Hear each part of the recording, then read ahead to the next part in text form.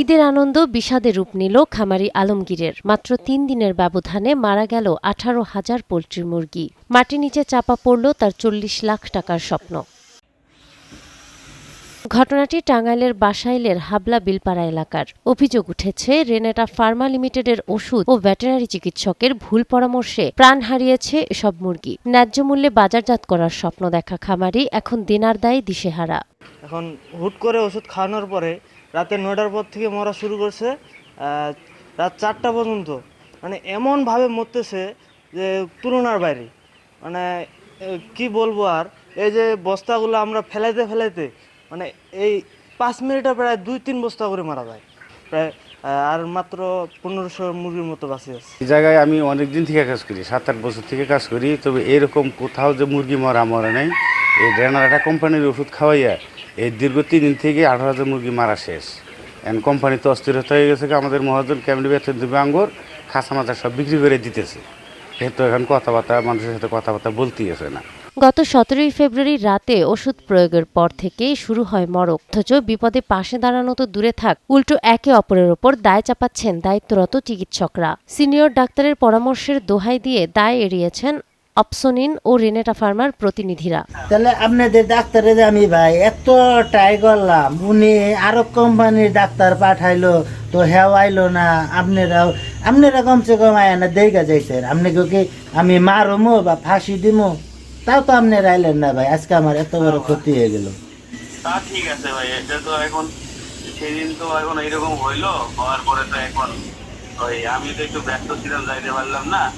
আমার এই খামারে 18,000 মুরগি উঠাইছি ঈদ উপলক্ষে উদ্দেশ্য করে সোনালি। তো 18,000 উঠানোর পরে আমার এই খামারে রেনাডা কোম্পানির ওষুধ খাওয়ানোর নিয়মিত খাওয়াচ্ছি। তো ওই দিনকে একটু গ্রোথের জন্য আমি রেনাডা কোম্পানিকে ডাকলাম। ওনারা আইসা, ডক্টর বর্ধমান সেলসম্যান ম্যানেজার আইসা বলল যে আপনি এই ওষুধ খাওয়ান। আমার গ্রোথের বদলা দিয়া দিছে, ভিটামিনের বদলা দিয়া দিছে হলো অ্যান্টিবায়োটিক 4টা ওষুধ দেওয়ার পরে রাত 9টার দিকে খাওয়ানোর পরে 4টা পর্যন্ত দেখি যে খামার আইসা দেখি যে 4টার সময় টোটালি আপনার 12,000 মারা গেছে। তো আজকে পর্যন্ত 17,000 মারা গেছে। এই তো ডাক্তারে ফোন করতেছি, ওনারা যোগাযোগ করে না। ফোন ধরে যখন ওনারে বললাম যে এই সমস্যা, ফোন রাইকা দিছে। সেলসম্যানরে ফোন দিছি, উনি ফোন ধরার পরে বিস্তারিত বলার পরে রাইকা দিছে। ডিপো ম্যানেজারকে ফোন দিছি, ওনারা বিস্তারিত শোনার পরে রাইকা দিছে। ওনারা প্রতিক্রিয়ায় কোনো কিছু বলে নাই, আসেও নাই। তো আজকে আমার সমস্ত টাকা হলো ব্যাংকের তুনে উঠানো। আমি ঋণ কইরা এনজিও তুনে ব্যাংকের তুনে সিসি লোন করা, আপনাদের মিডিয়ার মাধ্যমে আমার 40-এর তুনে 42 লক্ষ টাকা ক্ষতিগ্রস্ত।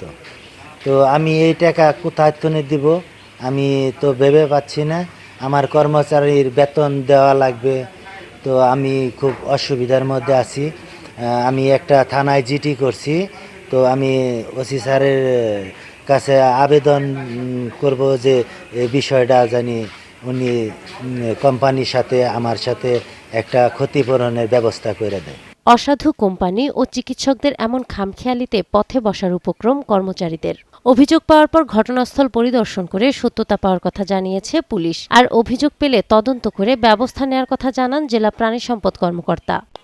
বাসাইলে মুরগি মৃত্যুর যে ঘটনা, আমি এ বিষয়ে কিছু জানি না।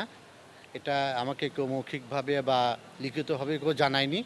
তবে এ বিষয়ে যদি কেউ লিখিতভাবে জানায় তাহলে আমি এটার ব্যবস্থা নেব আর কি। তদন্ত সাপেক্ষে এটা আমি সুস্থ ব্যবস্থা নেব। মুরগি মৃত্যুর কারণ বিভিন্নভাবে হতে পারে। একটা হচ্ছে যে প্রপার ডায়াগনোসিস না করে যদি ওষুধ খাওয়ানো হয়, অর্থাৎ যে রোগটা হয়েছে সেই রোগের ওষুধ যদি না দিয়ে ভিন্ন রোগের ওষুধ দেয়, যেটাকে আমরা বলি যে ভুল চিকিৎসা, সেটার কারণ হতে পারে। ওভারডোজের কারণ হতে পারে, অথবা বায়োসিকিউরিটি সহ পারিপার্শ্বিক কোনো কারণে যদি ভাইরাস বা আদার্স ইনফেকশন থাকে, যেটা অলরেডি তার ভিতরে ছিল, মুরগিটার ভিতরে অ্যান্টিবায়োটিক কাজ করেনি, এটা কারণে হতে পারে। অথবা খামারির অতিরিক্ত মানে কি বলবো, খামারির আধিক্যর কারণে বা খামারির বেশি চাহিদার কারণে হয়তো অনেক সময় ডাক্তাররা তার প্রেসক্রিপশন করতে চায়, এটাও একটা কারণ হতে পারে। দোষীদের দৃষ্টান্তমূলক শাস্তি আর উপযুক্ত ক্ষতিপূরণই এখন ক্ষতিগ্রস্তদের একমাত্র দাবি। নাহার বৃষ্টি, টাইমস টুডে।